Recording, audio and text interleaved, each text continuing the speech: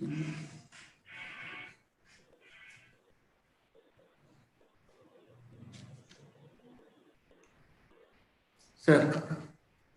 Yes, sir.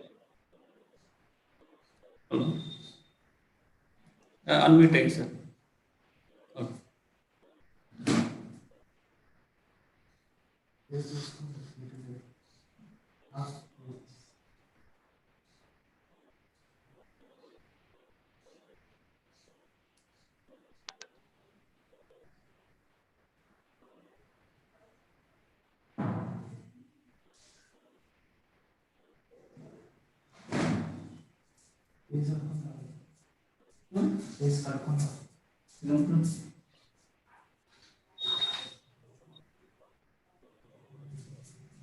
Sir, NV sir, are you ready?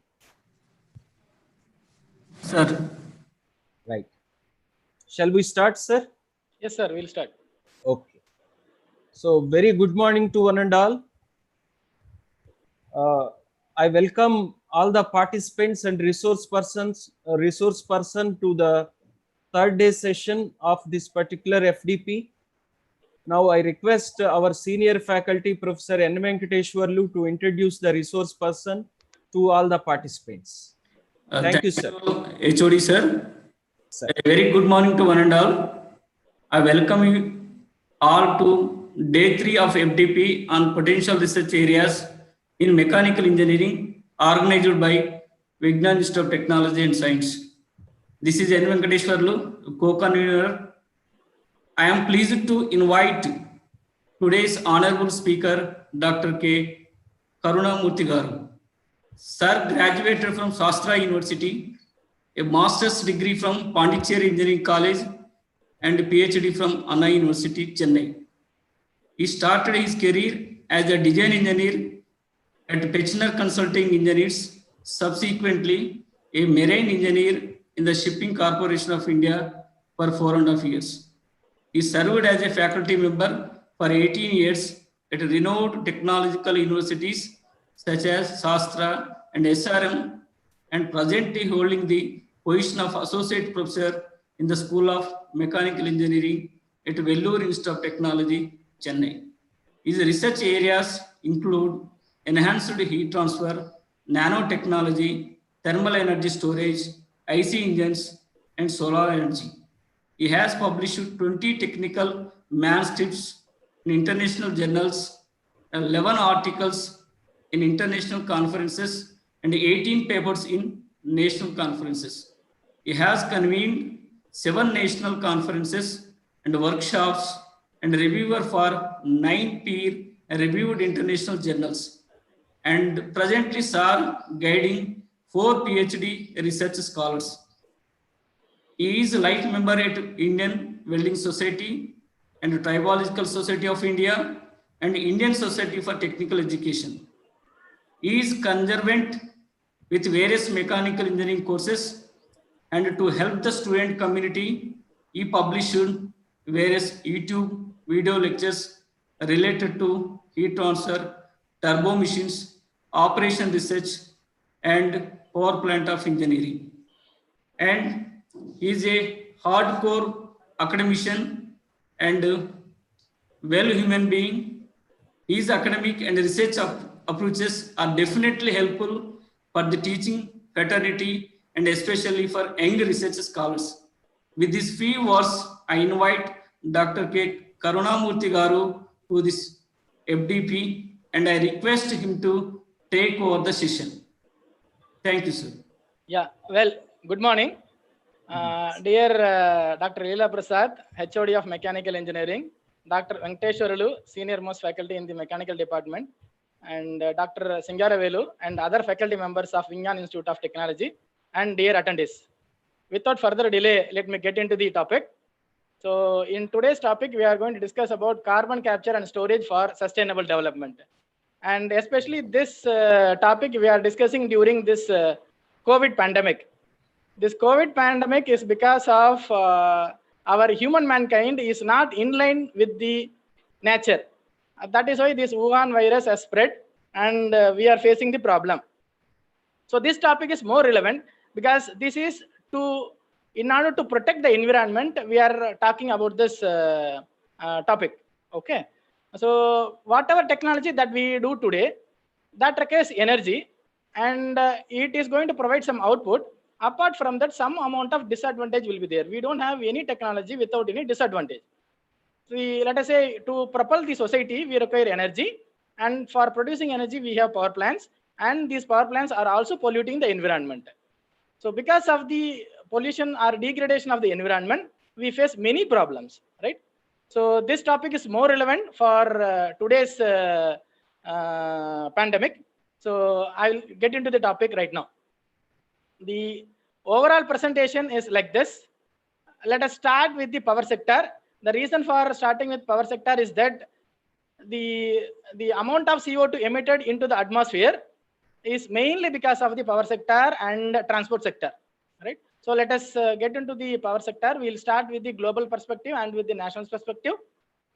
Then we'll discuss about the contributors of CO2 emission and what is carbon cycle. Then subsequently, we'll be discussing about what is flue gas cleaning system. Then we'll go to the carbon capture and storage. What is carbon capture and storage? Why it is necessary? And in which industrial sector it is relevant? And how to adopt this carbon capture and storage. When I talk about carbon capture, there are basically 3 methods available. One we call it as absorption method, other one is adsorption method. Then the third method is membrane separation to capture the carbon from the flue gas. And after capturing the carbon, we have to store them. So what are the various methods available for storing the carbon? And finally, we will discuss about a feasibility study which we have conducted at the NLC India power plant at Barsingsar power station of Rajasthan. And we will be concluding, right?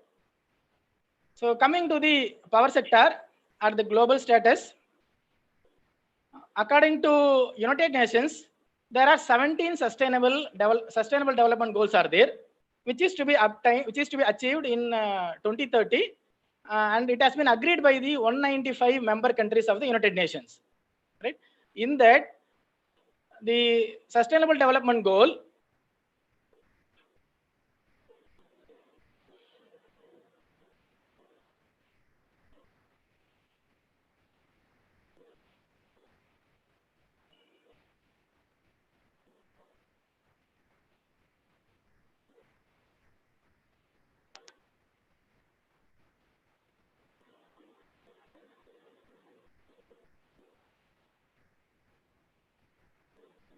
Yeah. So the sustainable development goal number 7 and 13 are more relevant. Sustainable development goal number 7 refers to the affordable and clean energy. To this sustainable development number goal 7, it states the objective of this sustainable development goal 7 is to ensure access to affordable, reliable, and sustainable and modern energy for all. According to International Energy Agency, there are almost 850 million people around the world without any electricity access. And the one more objective of the Sustainable Development Goal number 7 is to achieve global primary energy intensity less than 3%.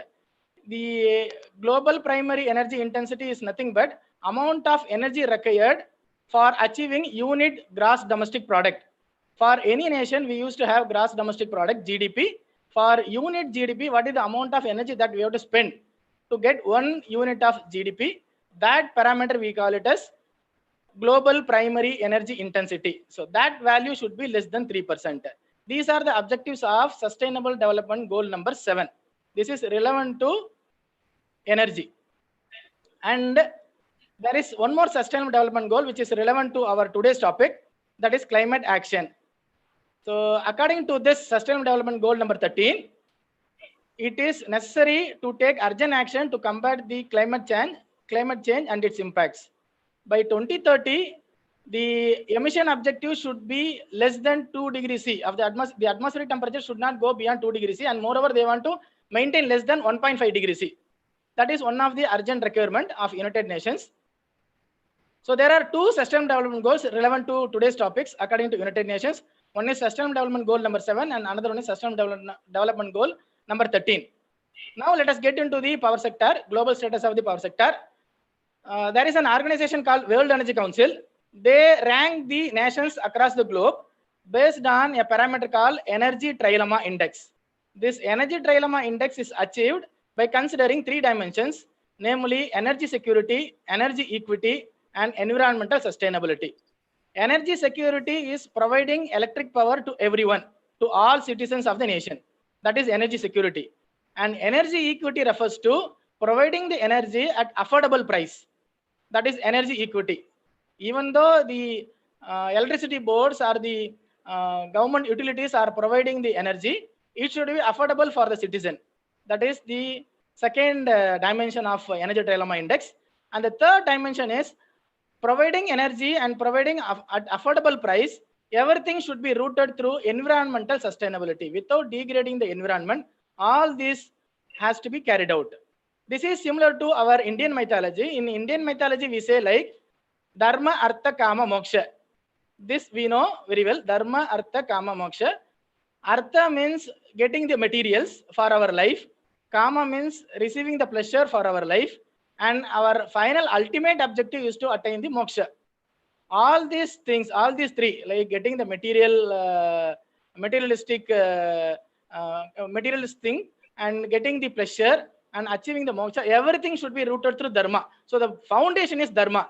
Similar to that, to provide energy security and energy equity to the citizens of the nation, it is mandatory to have environmental sustainability. So this is according to World Energy Council. Now I'll play a small video. This is about world energy for 4 minutes. I'll share the video now.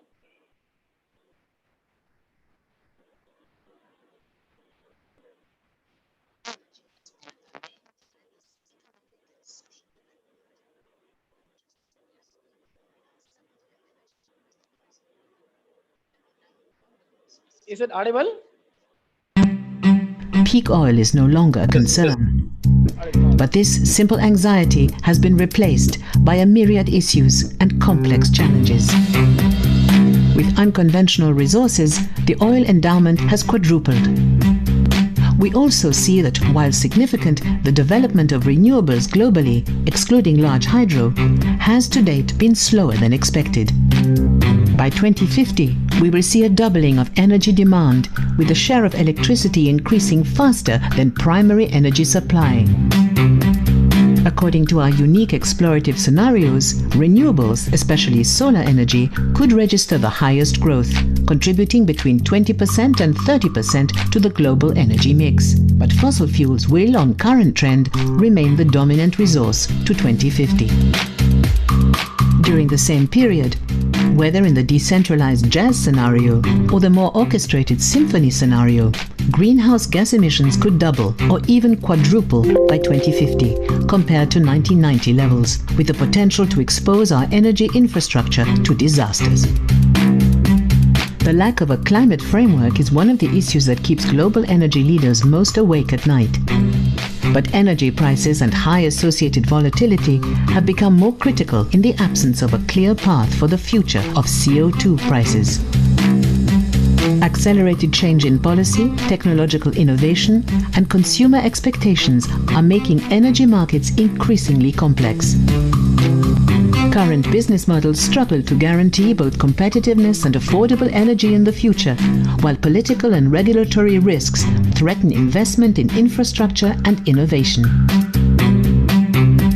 Energy efficiency remains an action priority, but requires a longer-term approach to financing.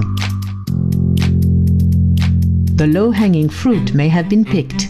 We now need additional demand-side investments, innovation, incentives, and stronger technical standards to significantly reduce the world's energy intensity. We will need to increase our efforts to provide access to energy for the world's growing population. Otherwise, up to 530 million people could still lack access to even basic forms of energy in 2050. This restricts life chances, opportunities, and prosperity. As we look to identify the sound, stable policies that will address these issues and catalyze investment towards sustainable energy solutions, we need to ask a number of questions. What is our plan B? What might the business and policy implications be? How can we mobilize the necessary capital for this transition? The World Energy Council believes that we can only find suitable solutions and achieve sustainable energy for all by addressing what we call the energy trilemma, the triple challenge of providing secure, affordable, and environmentally sensitive energy. Each dimension is vital to the development and prosperity of a country, but perspectives on the urgency of the pillars vary, as exposed by our Trilemma and Energy Sustainability Index, which ranks countries in terms of their ability to provide the robust energy and climate policies needed for a sustainable energy system, nationally, regionally, and globally. We live in a time of increasing uncertainties, extraordinary changes, and hard choices. Ultimately, as the world seeks to redefine a resilient and sustainable energy system, we will have to ask ourselves, how must today's policies, markets, and technologies change to deliver tomorrow's sustainable energy?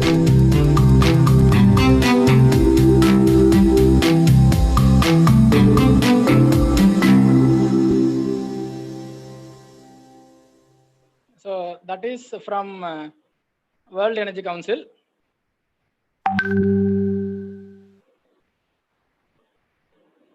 So according to World Energy Council, so there are three parameters to rank any nation. So these are the top 10 nations. Switzerland being number 1 based on the Energy Trilemma Index. And coming to our India, India ranks 109. India is at the 109th position based on the Energy Trilemma Index. And there is one more organization named Renewable Energy Policy Network for the 21st century. They concentrate more on renewable energy, and according to their global status report, still across the globe, to meet the power demand, they depend upon thermal power. Almost 80% of the total power demand is met by thermal power. So when I say thermal power, then it also pollutes the environment. Okay. So this is the global status.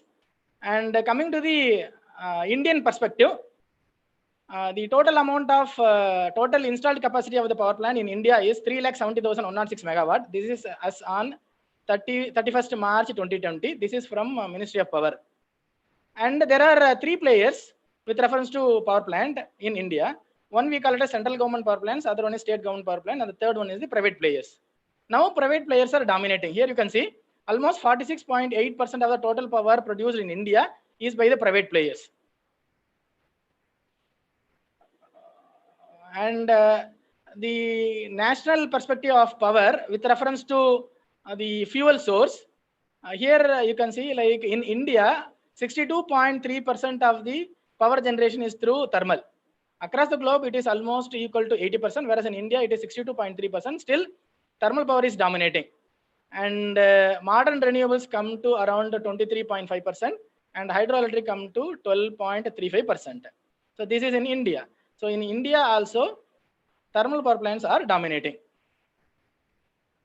So from this, what do we observe is that energy is the fundamental necessity for propelling the society. For the development of the society, energy is the responsible. And at present, most of the energy demand is met from the hydrocarbon fuels in the power plants. And we want energy that is obtained from the power plant for our development, growth, or progress of the mankind. We want electric power. So that is done by the power plants.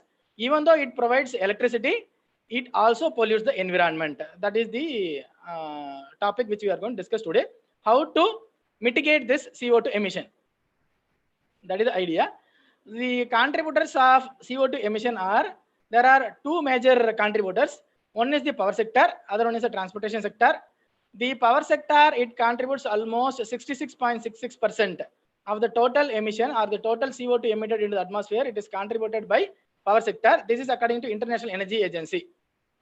And if you compare Indian power plant and a power plant in US, for generating 1 kilowatt hour of power, in US, they emit 453 grams of CO2. Whereas in India, to generate 1 kilowatt hour of power, we are emitting almost 900 to 950 grams of CO2. So which is almost double, which means that we are using poor grade coal compared to power plant in US, and the efficiency of our power plants is also less. That is why we are emitting more amount of CO2 into the atmosphere. And the other second major contributor for CO2 emission is by the transportation sector. It contributes to almost 24%. So totally it comes to almost 90%, and remaining 10% is by the heavy industries. So the major contributors for CO2 emission into the atmosphere is power plant and the transportation sector, and this CO2 is remaining in the atmosphere.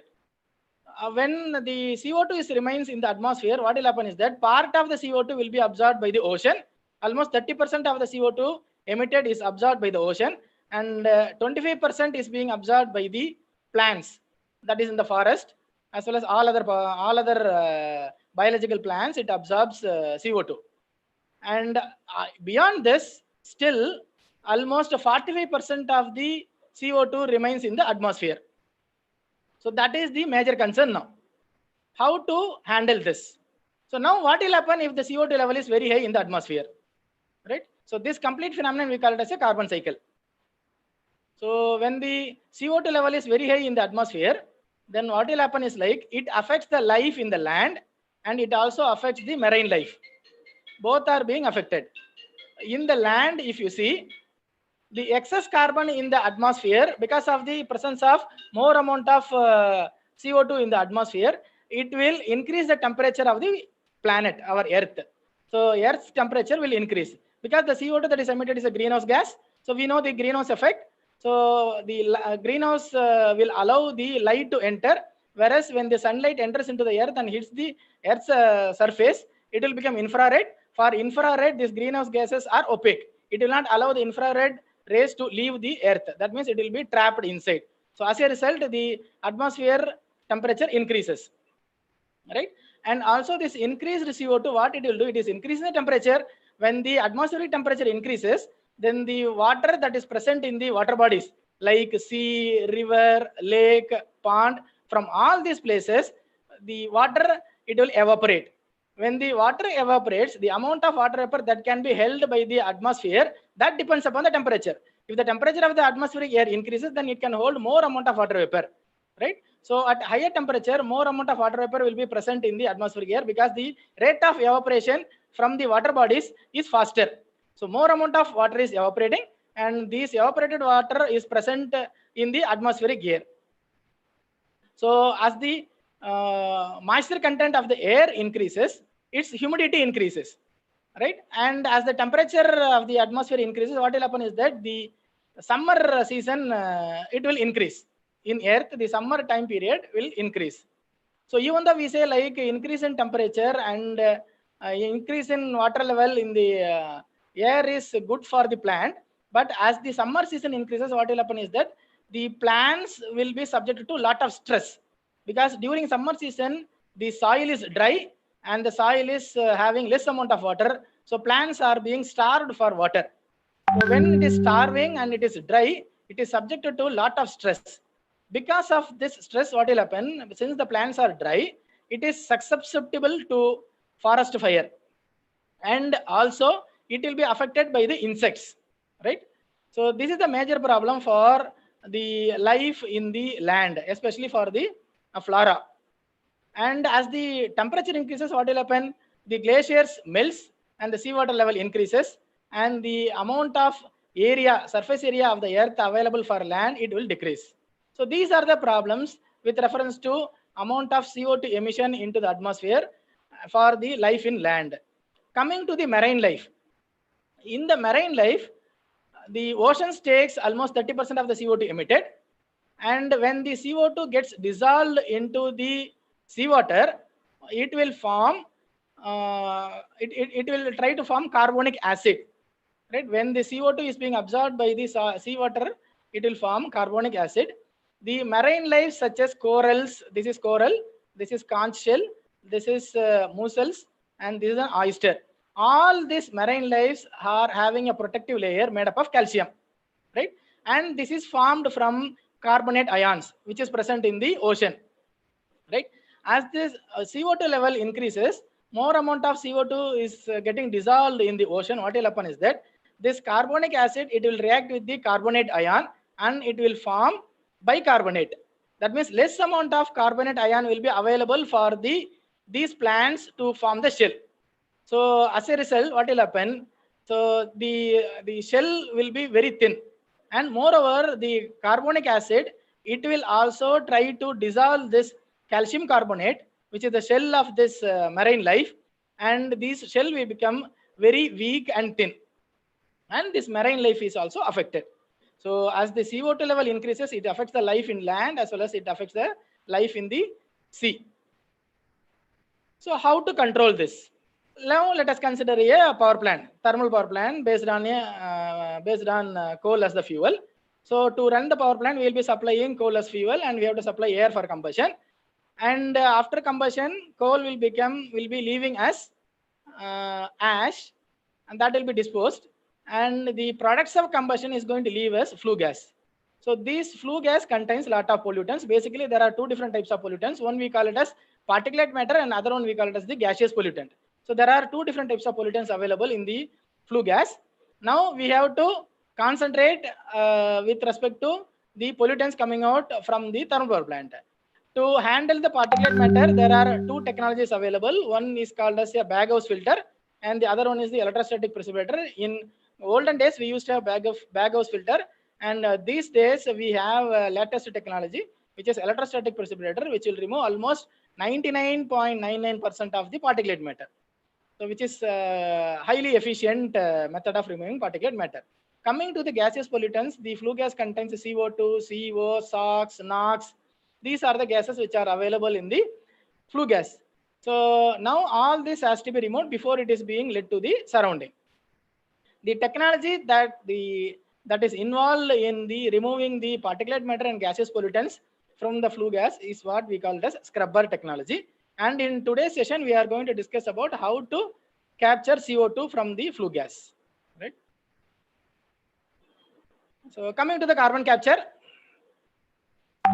So according to United Nations, recently in 2015, an agreement has been signed at Paris, which we call as Paris Agreement. This agreement says that environment temperature should not go beyond 1.5 degrees C. At the worst case, it can increase by 2 degrees C. Beyond that, it should not go. Right.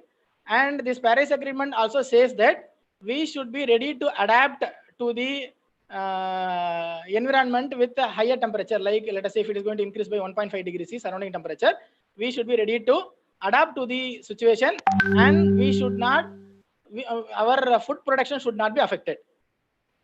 And moreover, all the nations should make a financial flow for achieving this, mitigating the CO2. Right? CO2 emission mitigation has to be carried out, for which the nation has to provide sufficient finance. So the bottom line of the Paris Climate Agreement is that it deals with greenhouse gas emission, it deals with the mitigation of greenhouse gas emission, and in case if the temperature increases by 1.5 degree or 2 degrees C, at the worst case, we should be ready to adapt, and there should be finance available for mitigating the greenhouse gas emission. And their objective is that by 2020, we should have zero greenhouse gas emission to the atmosphere. So that is the objective of the Paris Agreement. So for that, we are coming into this carbon capture and storage. So throughout this, we are going to discuss about what is carbon capture and storage, why it is necessary, and which sector this is carried out or to be adopted, and how to achieve this carbon capture and storage. That is what we are going to discuss to protect the environment. So carbon capture and storage is a technology made by the man to extract the CO2 emissions and preventing the CO2 entering into the atmosphere. So this includes capturing the CO2, transporting the captured CO2, and then storing in a safe place. So all these three makes carbon capture and storage. Why it is necessary is that we want to protect our environment. We don't want to have any change in the climate. The temperature of the atmosphere should not increase. So to meet the climate change, it is mandatory to decarbonize our power plant, our transportation sector, and heavy industry by 2030. and by 2050 we want to completely have zero carbon emission, and we want to provide energy security, and we want to boost the economy of the nation. So that is why we go for this carbon capture and storage. And where it is to be implemented, it is to be implemented in the power sector, in the transportation sector, and in other heavy industry sectors. Now, how to carry out this? How to perform or how to achieve this carbon capture and storage? Basically, there are three ways by which we can do. One, we call it as post combustion capture. That means like in the combustion chamber, we will be allowing the fuel and air to undergo combustion. After combustion, the products of combustion is going to leave. In the products of combustion, if you are going to remove CO2, then that we call it as post combustion capture of CO2. Or during the combustion process itself, by altering the combustion reaction, you can control the formation of CO2. So that we call it as oxy-fuel combustion. Only these two topics we are going to discuss. Other option is that pre-combustion capture. That means like before combustion takes place, you have to remove the carbon. Like there are fuels other than coal, like take the case of hydrogen, which does not have any carbon. So if you are going to use such fuels, then CO2 emission will be completely zero. So in today's topic, we are going to discuss only post-combustion capture predominantly, and slightly we will discuss about oxy-fuel combustion, because we are using fossil fuel, which is nothing but hydrocarbon. That means it contains a lot of carbon. So when carbon undergoes combustion, CO2 is emitted, so which we want to prevent. So post-combustion capture is like this. For combustion, we require fuel and oxygen. After combustion, it releases heat, and as a disadvantage, it also releases exhaust gas, which is nothing but the products of combustion. Right? From this products of combustion, we are going to remove the carbon dioxide. So post-combustion capture involves the removal of carbon dioxide from the flue gas produced after the combustion of the fuel. So fuel and oxygen, which undergoes combustion, and the CO2 that is emitted is the CO2 that is emitted to the atmosphere is captured. After capturing, the treated gas, which contains only nitrogen and water vapor, is led to the atmosphere, and the collected carbon is has to be stored. So this is the idea of post-combustion capture. To achieve this post-combustion capture of CO2, there are basically 5 methods available, right? Or we can say absorption method, adsorption method, membrane separation, and cryogenic separation. This cryogenic separation is not relevant to power plant or for transport sector, because like let us say if you want to purify the air, or if you want to extract oxygen from air, in such process, we will be allowing the air to pass through very low temperature less than -150 degrees C, which we call it as cryogenic temperature. In that process, we also separate CO2. But this is very costly phenomenon, so we cannot suggest this method for power plant or for transport sector. So what we are going to discuss today is only the chemical absorption method, physical absorption method, membrane separation method, and adsorption method. These 4 methods we are going to discuss to capture CO2 from the exhaust gas. Coming to the chemical absorption method, this is a widely used method, right? For in most of the thermal power plants, this method is suitable, right? In this method, we used to have a tower called as absorber tower.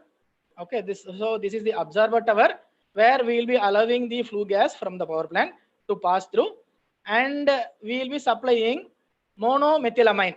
This is a solvent which is supplied, and this solvent and flue gas, they will mix, and the CO2 present in the flue gas will get dissolved. After dissolving, this solvent, that is monomethylamine, which contains rich CO2, that is allowed to another column called stripper column or stripper tower. Here, when this solvent rich in CO2 is heated using steam, at high temperature, the CO2 will get separate from the solvent. So the separated CO2 is collected, and after collecting, now the solvent, after releasing the CO2, it is once again sent back to the absorber column for collecting the CO2 from here. So this process we call it as chemical absorption method. And for heating the stripper column, we will be supplying steam. This steam will be from the power plant. That means a part of the steam that is being produced from the boiler has to be tapped and sent to your stripper column. So what will happen is that the total amount of steam available for power production in the turbine is going to come down. So if you are going to implement a coal capture and CO2 capture and storage system in the thermal power plant, then the total power production will come down. The net power output from the power plant will come down. So which we have to sacrifice in order to capture the CO2. Okay. So this chemical absorption method, this is very common in thermal power plant, very suitable for thermal power plant. And wherever the flue gas pressure is less, in the case of thermal power plant, coal-based thermal power plant, the flue gas pressure is less. If it is in the case of integrated gasifier combined cycle power plant, where we are going to use a gasifier, the pressure of the flue gas will be higher. In such cases, we cannot use chemical absorption method. So chemical absorption methods are suitable for flue gas which is at low pressure. And compared to all other methods, this chemical absorption method is faster, right? And here the CO2 gets dissolved or it reacts with the solvent, that is monomethylamine. That is the most commonly used solvent. So it will undergo a chemical reaction and it will react with the solvent. The commonly used solvents are monomethylamine, potassium carbonate, and chilled ammonia. Among these three, monomethylamine is widely used. And if you compare these three solvents, like potassium carbonate, chilled ammonia, and monomethylamine, so this monomethylamine for running the CCS plant, carbon capture and storage plant, to capture 1 gram mole of CO2, we have to spend 0.01572 kilowatt hour of power that is being produced. So this much amount of power we have to spend to capture the CO2 in the case of monomethylamine. If the solvent is going to be chilled ammonia, then compared to monomethylamine, it requires more power. It requires 0.021 kilowatt hour per gram mole of CO2 capture. And if you want to go for the potassium carbonate, then the system itself is completely different. So there we are going to use a system called integrated reforming combined cycle for capturing the CO2, right?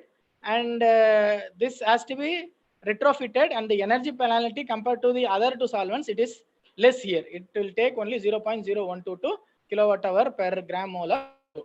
So there are basically three solvents available, and most predominantly we'll be using monomethylamine. And coming to physical absorption method. So the difference between the chemical absorption and physical absorption method is that in the case of chemical absorption method, the solvent and the CO2 will react. Whereas in the case of physical absorption method, chemical reaction will not take place. So this physical absorption method is suitable for flue gas at higher pressure, right? Now let us say if you are going to have a power plant of integrated, then this physical absorption method is suitable, more suitable. And this takes to almost 20 to 25% of the total power produced for running the CCS plant. So some of the commercially available physical absorption methods are listed here. We have some 4 methods. These are well proven physical absorption methods for capturing CO2 from the exhaust gas.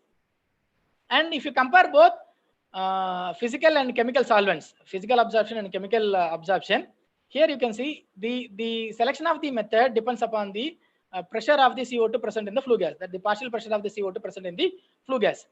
In the case of physical solvent, if you see, as the partial pressure increases, the absorption capacity of the solvent increases.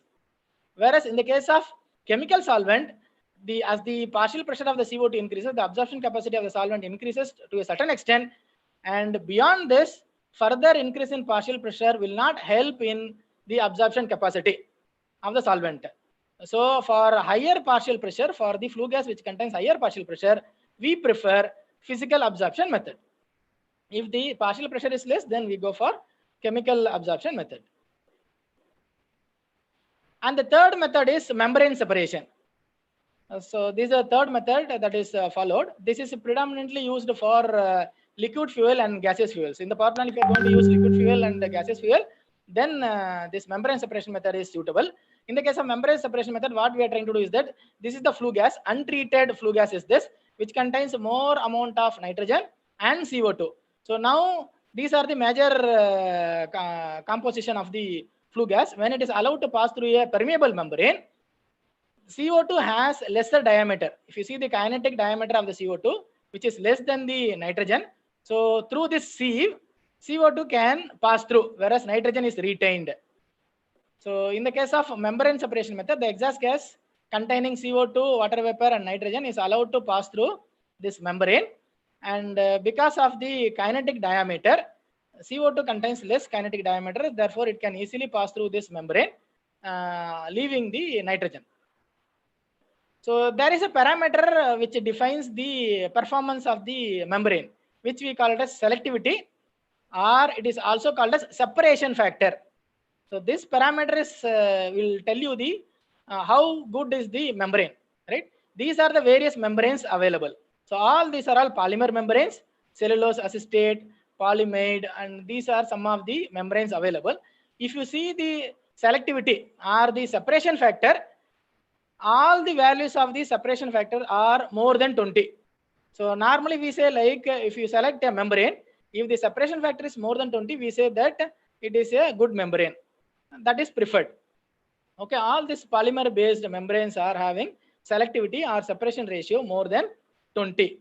It is like when the flue gas passes through the membrane, after passing through the membrane, it contains some amount of CO2 and nitrogen. You consider that ratio divided by CO2 by nitrogen that is present before the membrane. That ratio is called as the selectivity ratio or separation factor. So that should be more than 20. So these are we select the membrane for membrane separation method. So this membrane separation method, there are two ways by which we can do. One, they call it as molecular sieving, where the flue gas is allowed to pass through the membrane and CO2 is removed, leaving behind the nitrogen. Other option is that we can have a membrane. One side of the membrane will be having a chemical absorbent like monomethylamine, and the other side of the membrane will be allowing the flue gas to pass through. This membrane has permeability, so CO2 has lesser kinetic diameter, so that it will pass through and it will get dissolved in the chemical absorbent. Okay, so this we call it as amine facilitated transport. Other one we call it as molecular sieving. So basically we have two different methods among the membrane separation method itself. So membrane separation has advantages, like it can perform at steady state, and there is no moving parts, and we have only modular construction, like a separate module will be there. Depending upon our requirement, we can increase the number of module, and this is applied successfully for separating CO2 from light hydrocarbon, means for petroleum fuel as well as for natural gas. That means this is ideal for liquid fuel and gaseous fuel. Liquid fuel is used in diesel power plant, gaseous fuel is used in gas turbine power plant. So for a diesel power plant and for gas turbine power plant, this membrane separation method is best. For a thermal power plant, we have to go for monomethylamine, chemical absorption method. However, in this application, the partial pressure of CO2 is much higher compared to thermal power plant. That is also a parameter. That is why we go for this membrane separation, because it requires certain amount of pressure difference. Only then the CO2 can permeate through the membrane. So the driving force for the membrane separation is the pressure, right? So the cost compared to your chemical absorption and physical absorption, the membrane separation method is not economical, it is costly. So the cost is much higher than the conventional monomethylamine separation method. Coming to the fourth method, so till now we have discussed about chemical absorption method, physical absorption method, membrane separation method for extracting CO2 from the flue gas, and the fourth method is adsorption method. In the adsorption method, we will be using chemicals like zeolite and activated carbon. These are used. So when you allow the flue gas to pass through a tower containing zeolite, this zeolite or the activated carbon will capture the CO2, leaving behind, leaving the treated gas to the atmosphere. Okay, so there will be a bed of activated carbon or zeolite, or both is also possible. So So as the CO2 passes, it will get adsorbed in the solid activated carbon. Then, this process happens continuously. We'll be allowing the flue gas to pass through the activated carbon bed or a zeolite bed. So it is going to get absorbed and it reaches a saturation limit. That means beyond which it cannot hold the CO2. It cannot absorb the CO2. Under such conditions, what we have to do? We will stop supplying the flue gas to this your adsorption bed, and there will be two adsorption bed. One will be working, one will be standby. So the standby bed will be used subsequently when the saturated adsorption bed is undergoing maintenance. So then later we will be applying some pressure or we'll increase the temperature to remove the CO2 from the adsorption tower. So here you can see the flue gas contains CO2, nitrogen and hydrogen. Initially water vapor is separated by condensation process. Then later in the adsorption tower CO2 is removed. After removing the CO2, treated gas is led to the atmosphere and CO2 that is collected is stored further. So here you can see, so there are two activated carbon bed. Let us say this is activated carbon bed 1, this is activated carbon bed 2. So both are in parallel. So we will allow the exhaust gas to pass through activated carbon bed number 1. That means this is working, this is standby. So after a certain time period, what will happen? This will become saturated. So when the activated carbon bed number 1 is saturated, we will not allow the flue gas to pass through. Instead, we will allow the flue gas to pass through the activated carbon bed number 2. During that time period, we will be having a valve, we will shut the valve and this will be undergoing maintenance, or we will be removing the CO2 that has been adsorbed to the activated carbon from activated carbon bed number 1. Okay. So finally, after treating the exhaust gas, the CO2 free exhaust gas is left to the atmosphere. So here you can see the activated carbon bed, it will appear like this. So the exhaust gas is allowed to pass through this. Initially water is condensed, water vapor present in the flue gas is condensed. Then CO2 get adsorbed. So treated flue gas is leaving. That means which contains maximum amount of nitrogen, that is leaving. So later we will be applying pressure for removing the CO2 during maintenance. And the standby will be working, and after stopping the activated carbon bed number 1, that will be subjected to pressure for removing the adsorbed CO2. Okay, this is the phenomenon. So this is about post combustion capture, and I have told you that there is another method by which during the combustion process, when it is happening, we can control the amount of CO2 that is being emitted to the atmosphere by altering the combustion reaction. Now let us say this is the place where the combustion takes place. We are going to supply fuel and air. Here what we will do, we will not supply air directly. Instead, we will have an air separation unit and pure oxygen is supplied. So oxygen extracted from the air is supplied for combustion. So when you supply oxygen and fuel, when you supply pure oxygen instead of air, then the combustion is perfect combustion takes place, clean combustion takes place. The amount of heat generated is going to be more. Since the amount of heat generated is more, then more amount of NOx will be formed. At higher temperature, NOx formation will be more. So what we will do, we will be having a recirculation of the CO2, right? So recirculation of the flue gas is done. Flue gas recirculation is done to reduce the temperature. Okay. So to control the temperature, flue gas recirculation is done in the case of oxy-fuel combustion. Thereby we control the temperature and we reduce the emission into the atmosphere. So till now we have discussed about carbon capture. Coming to the carbon storage methods, right? Whatever we have collected, that has to be stored. And when we store, it should be a safe place and it should be environmentally sustainable. It should not leak from there. And the method that we are going to adopt should be economical. It should be cost effective for storing the CO2 that has been collected. So now the places where we are going to store the collected CO2 are listed here. One is saline formation. That means like the places where we have high saline groundwater. Some places we will have salt water in the ground.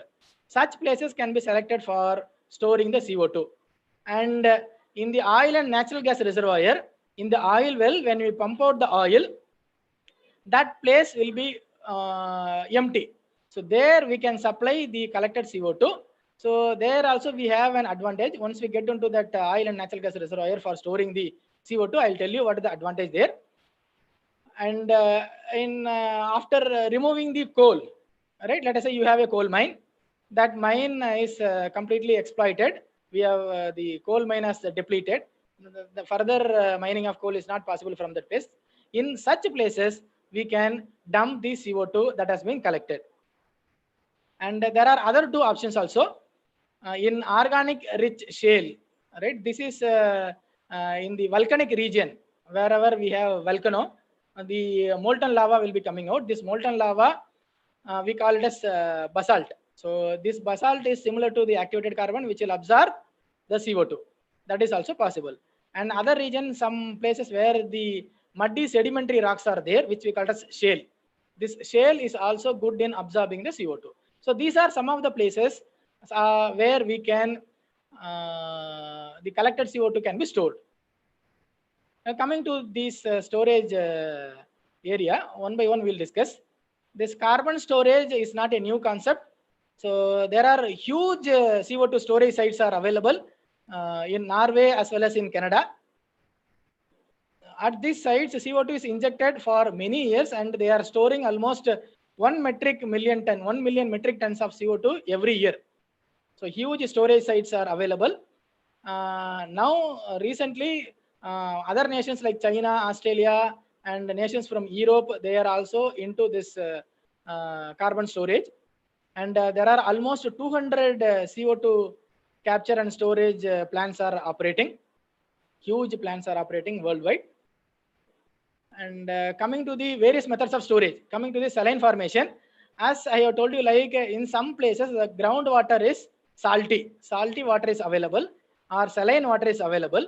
So now what we can do is that, so this groundwater, salt water, which is having TDS more than 10,000 ppm, in such places, we can dig a well and we can extract this saline water, which can be treated. Saline water can be treated by using a demineralization plant. After treatment, that water can be used for driving a thermal power plant, because for thermal power plant, you require water. Steam is the working medium. So we get the water from this source, this saline source, treat this using DM plant, demineralization plant, allow the water to steam formation and run the power plant to produce power. Now, this power plant is going to emit CO2. The CO2 that is being emitted by the power plant is captured using CCS technology and it is sent back to the ground. So when you send back the pressurized CO2 into the ground, the region that is empty because of extracting the salt water, that can be occupied by the CO2. And the water after treating from the DM plant, we are using for running the power plant, and a certain amount of water can be used for other domestic purpose also. So this is an area where we can store the captured carbon. So in the groundwater, which is salty in nature. And other are in the case of an oil well. Consider this an oil well. From here we are extracting the crude oil and further it is processed and the petroleum products are being formed. Now, when you start extracting the crude oil from here, inside this empty space will be available. That space can be used for storing the CO2. So here you can see we are pumping the CO2 that is being collected into the ground where the CO2, the crude oil extraction is being carried out. Now, the one more advantage with storing CO2 at this site is that when we are pumping the CO2, pressurized CO2, it will try to push the crude oil that is available here. Now, let us say if you don't pump CO2, the amount of crude oil that we are going to extract is going to be less. Now, because of the pressurized CO2 that is entering into this region, it will try to push the crude oil that is present here. So this phenomenon, we call it as enhanced recovery of oil and gas, right? So this will enhance this CO2 when we are going to pump in, it is going to push the crude oil and thereby it is going to enhance and more amount of oil can be recovered from this site. Okay. So this is one area where we can store the captured CO2. And the other region is unmineable coal mines after extracting the coal from the mine. So let us say it is a closed mine, right? So these places are from where we have extracted already the coal. So these are empty volume that is available, where we are going to allow the CO2 captured, and we are going to inject the CO2 into these places. So during injection, what will happen? After recovering the coal, there will be methane present, right? So this methane can be recovered. Again, methane is also a fuel. We can recover. So when you supply the CO2 inside, whatever methane that is present in the coal bed, so this we call it as enhanced coal bed methane recovery system. So when we pump the CO2 inside, pressurized CO2, when you inject into this region, the methane that is present in the coal bed, that can be extracted. So we can extract methane from the coal bed by injecting CO2. So this is another region. So initially we started with saline formation, where groundwater is salty water. There we can store, and we can store in the oil well after extracting the crude oil, and we can store in the unmineable coal mines. And one more option is basalt formations. Basalt formation is nothing but in the volcanic region. What will happen when the volcano erupts? The molten lava, it will try to flow. It will come out and it will be flowing over the surface of the earth. So this we call it as basalt. Basalt is nothing but the molten lava. So this forms a thick layer of basalt, right? And this basalt is suitable for storing the CO2. Okay. If you see the property of the basalt, this is similar to activated carbon. That is like this contains magnesium and calcium. This basalt contains magnesium and calcium. So when you inject the CO2, this CO2 will react with the magnesium and calcium. It will form carbonate. It will form calcite and dolomite. Dolomite and calcite are being formed, and it is permanently stored. So CO2 is locked permanently in the basalt. So this is the region where we can store CO2. And the other option is going for organic shale formation. Shale is nothing but this is sedimentary rock with mud. So this mud is composed. This consists of a mix of flakes of clay minerals and tiny fragments of other minerals, which are quartz and calcite. So this shale has a property of absorbing the CO2. So this is also another place where we can store the CO2. So coming to the feasibility study, this is a feasibility study which we have carried out at NLC India Limited. Few of our BTech students, they did a project at NLC India Limited. So NLC India Limited is it is an Indian power plant, and they are very much conscious about the environmental degradation. So they take our Indian power plants are taking various measures to protect the environment by reducing the CO2 that is being emitted. So Indian power plants are looking for different options of decreasing the CO2 emission, and they are also looking for various options of utilizing the renewable energy sources. So NLC is a Navaratna company which is coming under Ministry of Coal. They have their power plants located at Neyveli and Tuticorin in Tamil Nadu, and at Barsingsar in Rajasthan, at Talabira at Odisha, and at Ghatampur in UP. So these are the places at which NLC is having power plants. And the NLC power plants are operated on lignite. NLC is nothing but Neyveli Lignite Corporation. So it operates on lignite. They are also having coal-based power plants. They import coal and they run the power plant. And these days they are into solar and wind also. And they are also acquired some of the power plants. And the total amount of power that is being produced by NLC is 14,971 megawatt, which includes all the power plants across India. So in the case of this Barsingsar power station of NLC, they were using coal for running the thermal power plant, and they produce electric power as output. And after burning the coal, ash gets deposited, that is being disposed, and the flue gas that is leaving the thermal power plant, that contains CO2. So now to remove that CO2, we have to go for carbon capture and storage plant. CCS plant has to be incorporated. Thereby we can allow the CO2 free flue gas, that is treated flue gas, into the atmosphere. But to drive this carbon capture and storage plant, we require electric power or we require steam. If it is a chemical absorption system, then we have to supply steam to the reboiler.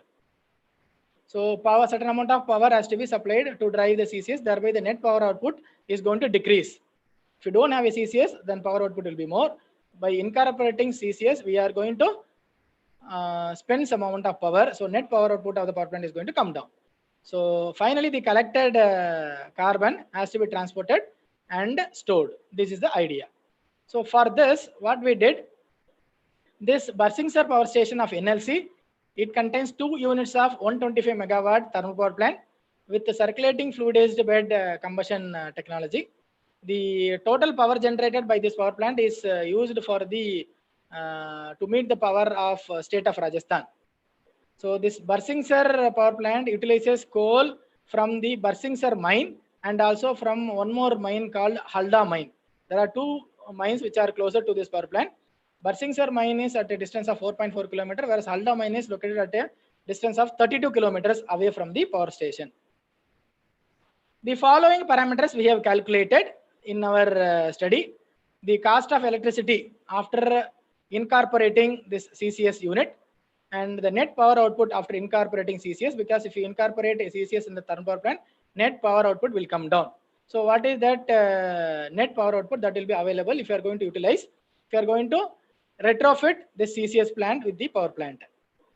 And we have also identified some of the sites for carbon sequestration, that means for carbon storage.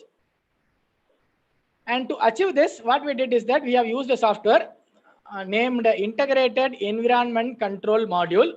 This is a software developed by Carnegie Mellon University, which is a free software, free source.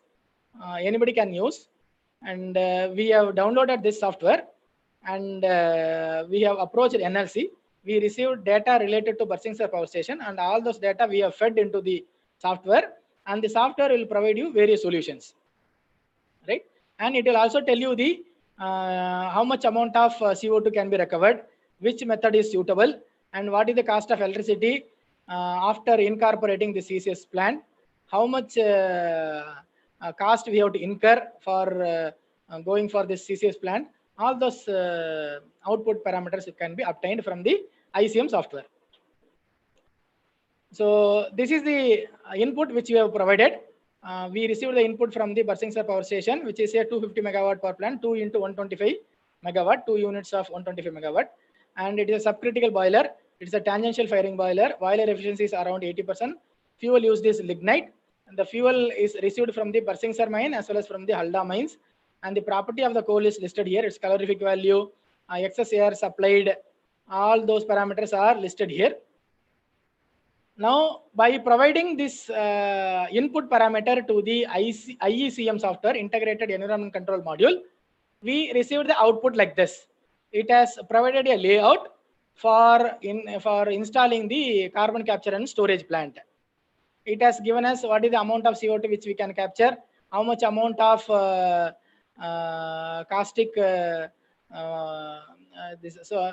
sodium hydroxide has to be supplied, all other parameters, how much amount of steam has to be tapped from the boiler for running the reboiler. So all these parameters were given. So the software has suggested to go for chemical absorption method. The output I will give you here. This IECM software suggested to use chemical absorption method. And when I say chemical absorption method, we have to use some chemical solvents. It has suggested monomethylamine as solvent. And there is one more solvent called economine. The commercial name is called FG+. FG+ is also nothing but the economine. You can either go for economine or monomethylamine. So these solvents can be used and will react with the CO2 of the flue gas. And the exhaust gases are then finally discharged in the atmosphere after washing. And it will form carbonate, which is a weakly bonded compound. Upon heating, this will release the CO2, which can be stored if you want, or if you want to utilize the CO2, it can also be used. So the output from the IECM software, it provided like it has given like there are 2 units of 125 megawatt. So it has suggested to use for 1 unit monomethylamine and for the other unit Fg plus, that is economine as a solvent. So when we are going to use this, see this power plant, its installed capacity is 250 megawatt, but it was developing only, unit 1 was developing only 176.7 megawatt, whereas unit 2 was developing 182.1. And the net power output after installing the CCS will be 142 for plant 1 and 154 megawatt for plant 2. And the amount of CO2 emitted every year without CCS is this much. This is the amount of CO2 that is being emitted every year. After incorporating, we can capture 1.995 metric tons of CO2 per year. And this collected can be stored in the Marsingsar mine, unminable coal mine. And as a result of this, what will happen is that we have to spend extra amount to run the plant. So that increase in cost of electricity because of the carbon capture and storage is coming around almost 4 rupees per kilowatt hour. So utilizing the CO2 for different applications, we have also suggested them to utilize the CO2 instead of going for storage. From the feasibility study, we have told them either they can go for storage or they can go for utilizing the CO2. It is always better to utilize the CO2 rather than storing. So if you utilize the CO2, you can generate revenue. There are various ways by which we can utilize the CO2. In the beverage companies, they require CO2, right? Carbonated drinks, they use CO2. So we can supply this, we can, after treatment, after treating the CO2, it can be filled in the cylinder and supplied to beverage companies. And for some pharmaceutical companies also we can supply. And when you perform welding operation, we use shield gas. So as a shield gas, CO2 is used. So this pressurized CO2 can be used as a shield gas. And in the marine industry, for protecting the mariners, we used to have life jacket. That life jacket can be filled with CO2, right? So for filling the life jacket will be filled with gas. So this CO2 can be used. Whatever CO2 that we are going to collect after treatment, this can be filled in the life jackets. And for extinguishing fire, we have CO2 extinguishers, right? So our fire extinguishers can be filled with CO2 that is being collected from the flue gas. And for various chemical industries, for producing methanol, and in the fertilizer plant for producing urea, we can use the CO2 that is being collected from the exhaust gas of the power plants. So these are some of the areas where they can utilize the collected or captured CO2. So by selling them, they can get the profit also. And other applications are, they can also use the CO2 for making baking soda, for making liquid carbon dioxide, that is dry ice. To form dry ice, this CO2 can be used. And if they doesn't want to sell the CO2, they can store very well. They can store in the Barsingsar mine. So coming to the economics aspect of retrofitting this carbon capture and storage plant, their installed capacity is 250 megawatt, but they are able to produce after the power output without CCS. Right now it is 176.7. This is put together both the units. And if you incorporate this CCS, then they can produce only 142.17 megawatt of electric power. The remaining is used for running the CCS plant. And the CO2 emitted per year is this much amount, 2.217 in 10 power 6 tons. And if you capture using the CCS plant, we can capture 1.995 into 10 power 6 tons of CO2 per year. So if you are going to sell this, in the market price of 1 kg of CO2 is rupees 10.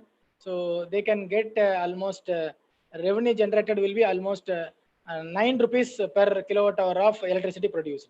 So by selling the CO2, they can get 9 rupees extra for every unit of electricity that is being produced if they are going to sell the CO2. So the increase in the cost of electricity is 4 rupees. We are getting 9 rupees as revenue. So still 5 rupees is advantage, right? So the value that is given in the bracket, this is for Fg plus as solvent. Instead of monomethylamine, if you are going to use Fg plus as solvent, then we will get this much increase in cost of electricity. So coming to the conclusions from the feasibility study carried out at the NLC India Limited.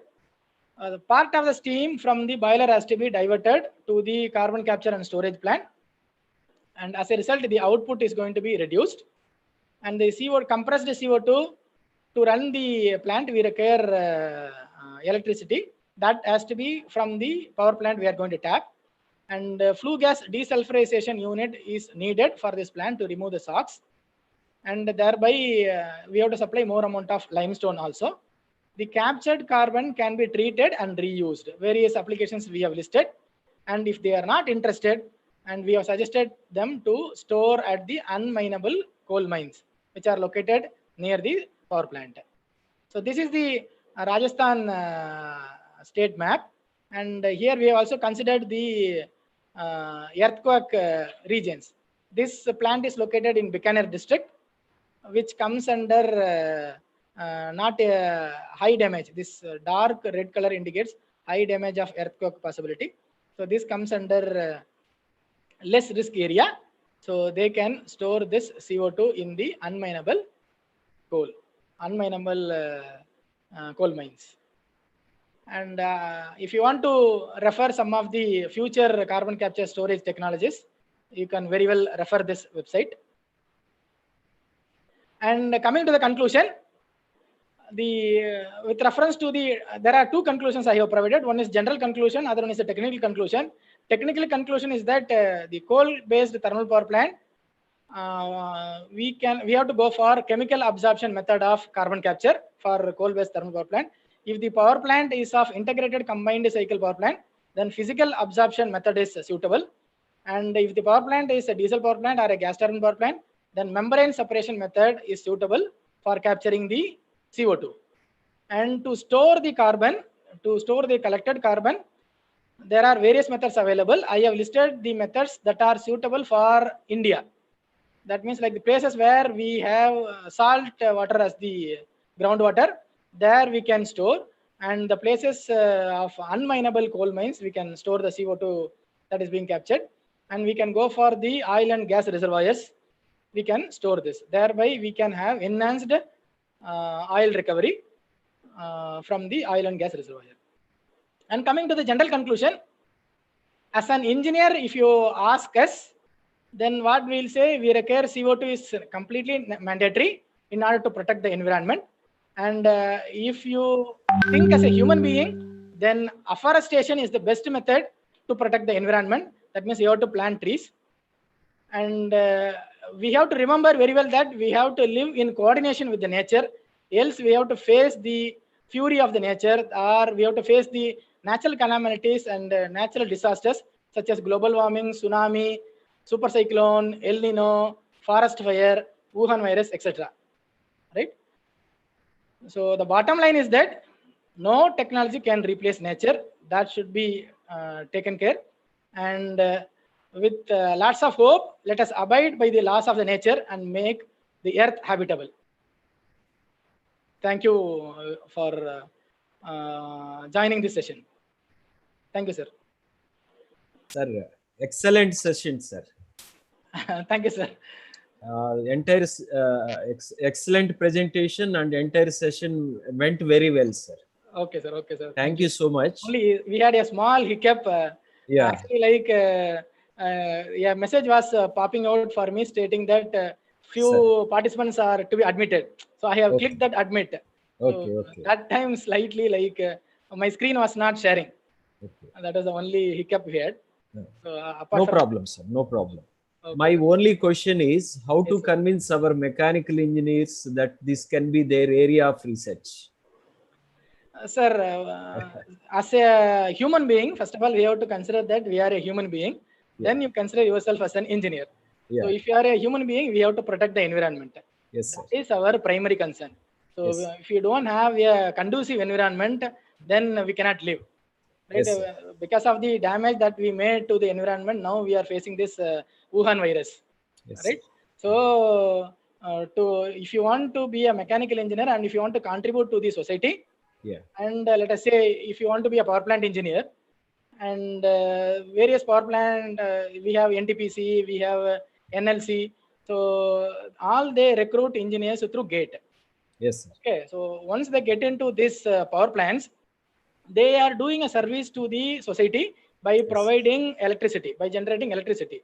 In Yes, sir. turn, they have to protect the environment also. For protecting the environment, definitely we have to go for CCS, because the Paris Agreement says by 2050 we should achieve zero emission. So none of the power plant can be operated if they are going to emit, if they are going to degrade the environment. So it is compulsory to concentrate on the environmental aspects. Excellent, sir. Thank you, sir. Now I request N. Venkateshwarlu sir to present the questions posed by participants.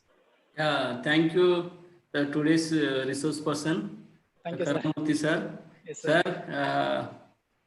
Sir, participants shared some questions. Yes, sir. Yes, sir. They expressed their happiness Okay. regarding your presentation. Okay. Sir, I will read the questions one by one. Yes, sir. The first question is, what is the composition of fuel, the oxygen, in post-combustion and axi-fuel combustion? This question is asked by T. Pawan Kumar. Okay. See, the composition is like in India, see, basically coal we say like peat, anthracite, lignite, bituminous. These are the various coal that are available across the globe. Whereas in India, we have poor grade coal. Mostly we'll have lignite. Lignite has a lot of ash and carbon content. It has a lot of carbon and ash content, and its calorific value is less. For Indian scenario, the ideal carbon capture method is the chemical absorption method, because it is cheaper and it is faster, right? For our Indian coal, this monomethylamine is the best solvent, and chemical absorption method is the best method for capturing the coal, for capturing the CO2. Yeah, thank you, sir. Yes, sir. And there is one more question. Yeah. What is the contribution of urbanization or deforestation in increasing the CO2 percentage? This question is asked by Dr. Venkata Kamesh. Yes, sir. See, urbanization and deforestation are the it is pulling our mankind. The quality of life that we live in the urban area is not that good. Even though we say that it is more convenient life, but we cannot say that it is a holistic life, right? So because the environment is polluted, so a lot of emissions are there, and moreover, because of the urbanization, we are cutting the trees. So this deforestation is being carried out, and nowadays there are many environmentalists. They are coming out with a concept called artificial forest. So especially in Chennai, nearby Chennai, we have a place called Mahendra World City. Inside Mahendra World City, many environmentalists, they have started many trees and they have created artificial forest. So if you want urbanization and if you want to protect the environment, we can, let us say if you are going to have a township, the township developer, he should consider some area, he should leave some area for, especially for afforestation, or encouraging the township people to go and plant the trees.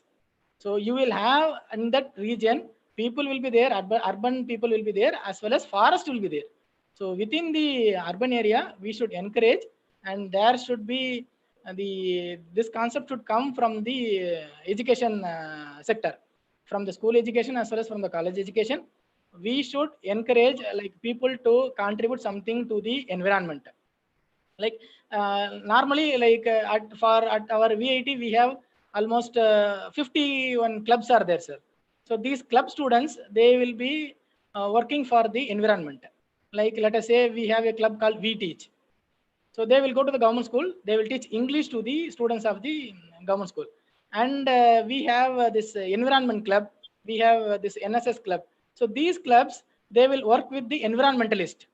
They will go to the this Mahendra Well City whenever they are conducting, like they conduct like a mass plantation of trees. For that, they will be inviting the college students. So these college students, they participate with the mass plantation of tree, and thereby they are being educated at the college level itself to be a responsible citizen in order to protect the environment. So this can be done, sir. Yeah, thank you, sir. One more question. After CO2, is separated and sent to compression. Okay. Whether the compressed CO2 can be used as working fluid for supercritical CO2 power plant cycle, or only CO2 is stored for other purpose. This is asked by Jiva. Okay. I don't think like for power plants, for running the power plant, mostly we'll use only steam as the working medium. Okay, if it is a combined cycle power plant, then we'll be having a gas turbine power plant, which is driven by natural gas or naphtha as the fluid, or from the gasifier, we'll be using the producer gas. These are the fuels used. Maybe in theory, you might have studied about using CO2 as a supercritical fluid. But in practical case, I have never come across a power plant operating on supercritical CO2. Even in theory also, we say like for dual cycle, like they have suggested like using mercury. If you study thermal engineering, so they will say like mercury as a one power plant using mercury as the heat transfer fluid and steam as the another heat transfer fluid. But none of the boiler manufacturer, they use working fluid as mercury or CO2. So CO2 means already it is in gaseous state, right? So the predominantly used working medium is water and steam. Yeah. So thank you, sir. There is one more question. Yes, sir. In saline information, TDS is greater than 10,000 ppm. Yes. What is TDS mean among the methods of carbon storage? Which is best method? Okay. TDS is nothing but when you take the water from the ground, it contains many salts and minerals. So this we call it as total dissolved salts. So there is a limit according to the WHO. It says if you want to have a drinking water, potable water should contain a TDS less than 500, I remember, 200 to 500. Less than that only is allowed. If you take the water which contains more amount of TDS, that is more than 500, then it is not good for our health. We have many issues like stone formation in the kidney and other problems will be there. So that is why what we do is that we will be testing the amount of salt that is present there. TDS will be calculating total dissolved salts. There are many devices available. Even in the case of our household RO plant, these days we have RO plant. In the RO plant, what we are trying to do is that we are going to remove the salt content. So whenever this they install the RO plant in our household in our house, you can ask that person to check the TDS. He will tell you. Normally, he will set it as 25. Even 25 TDS is very less. See, there is a limit. If the TDS level is too low, then what will happen? Let us say if the TDS level is 25 and you are drinking that water is having less amount of salt content. So it will try to remove the salt that is present from your body. It will be leaving through the, when you are urinating, it will be leaving. So you'll be losing the lot of minerals and salt from your blood. That should not be the case. So what we have to set, normally more than 100 we can set, because these people, when they are installing the RO plant, they will say like, if the level of TDS is more than 100, they will say you will not have a tasty water. So they will be giving importance to the taste. They will not consider the amount of salt that is present. But for our function, for our body functions, it requires a certain amount of salts and minerals. If the level of the salts and minerals are less in the water, then in turn, the water that you are going to drink, it is going to take away the minerals from your body, which is not good. So normally we say, according to WHO, your TDS level should be less than 500. Beyond that, it is not good. If the TDS level is more than 500, that water we should not drink. So such places only we are telling like to use for storing CO2. Yeah, thank you, sir. Thank you for your informative information. And one more participant is asked. Okay. Time limitation, it may not be possible. He asked about nuclear power plants, sir. Okay.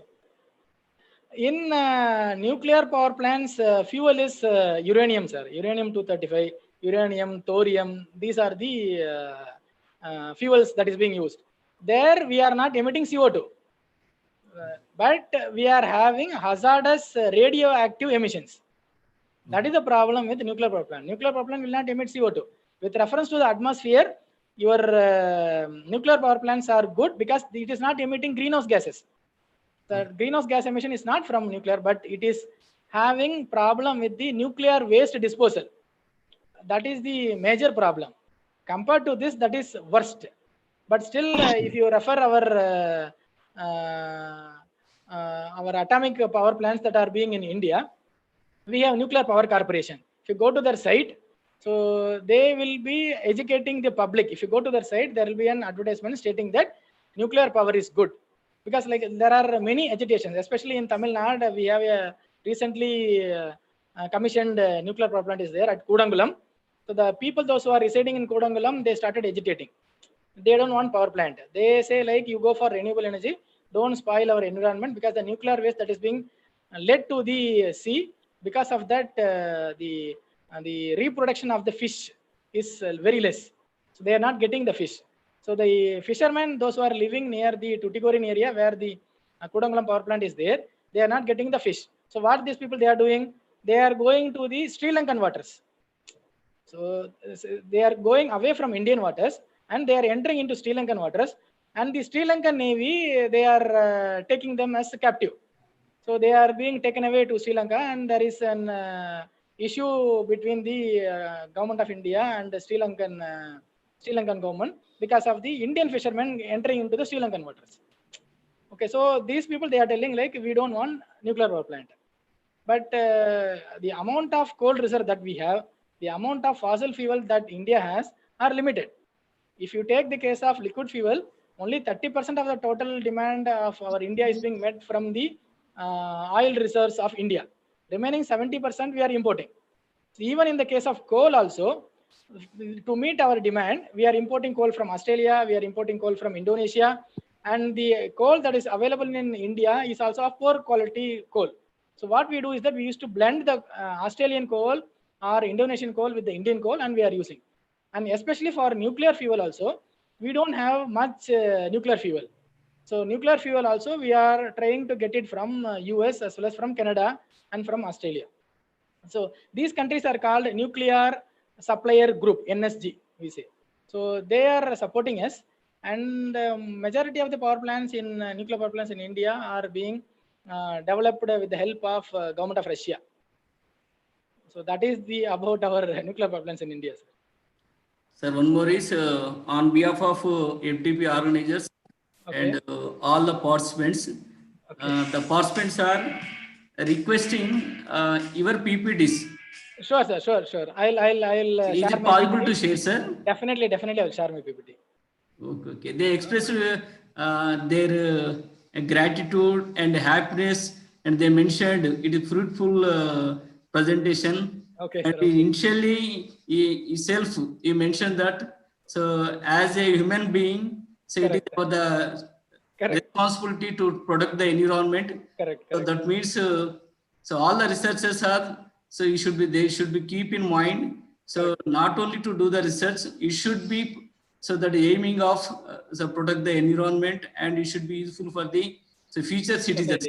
Correct, sir. So True. very informative session, sir. We are very happy. Yeah. Being a teaching fraternity, it is our responsibility to share our knowledge to our students. Yes. That can be by means of having this session, and also by sharing the PPT. So it is, I'm very happy to share my PPT. Okay, sir. Okay, sir. Thank you so much, sir. Thank you, sir. So I thank the management of Vignan Institute of Science and Technology. I thank the principal of the institute. I thank HOD Dr. Leela Prasad. I thank the senior most faculty, Dr. Venkateshwarlu. I thank Dr. Singaravelu, who introduced me to this Vignan Institute. And I also thank the organizers, those who are working behind the screen. And I thank all the attendees, participants, and thanks a lot. Let us all work together for the betterment of the society. Thank you, sir. Thank you, sir. Thank you. Once again, I thank you, sir, on behalf of FDP organizing committee and all the participants and management and our HOD. Sure, sir. Thank you, sir. And we will continue our relationship in the future also. Sure, sir. Sure. Thank you. Thank you, sir. Thanks. Bye, sir. Bye. I will call, sir. Okay, sir.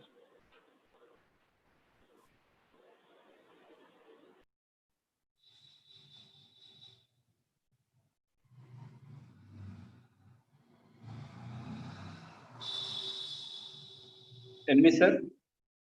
Sir. Okay, sir. You can inform the participant tomorrow 11 o'clock. Yeah.